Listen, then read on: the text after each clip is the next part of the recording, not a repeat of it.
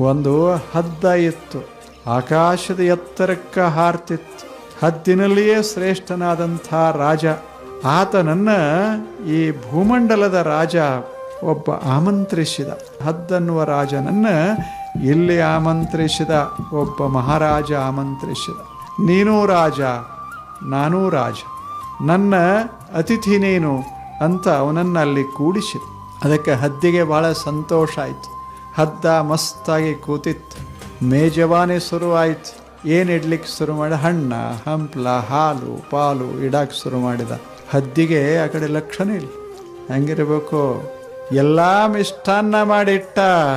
ಮಹಾರಾಜ ಕೂತಾನ, ಎದುರಿಗೆ ಈ ಮಹಾರಾಜ ಕೂತಾನ, ಹದ್ದಿನ ಮಹಾರಾಜ. ಎಲ್ಲ ಹೀಗೆ ಇಟ್ಟಾರ. ಆದರೆ ಹದ್ದಿನ ತಲೆಯಾಗ ಏನದ ಅಂದ್ರೆ ಹೆಣ. ಅದು ಮನುಷ್ಯನಾಗ ಹೆಣದ ಕಲ್ಪನಾ ಮಾಡಕತ್ಯದ.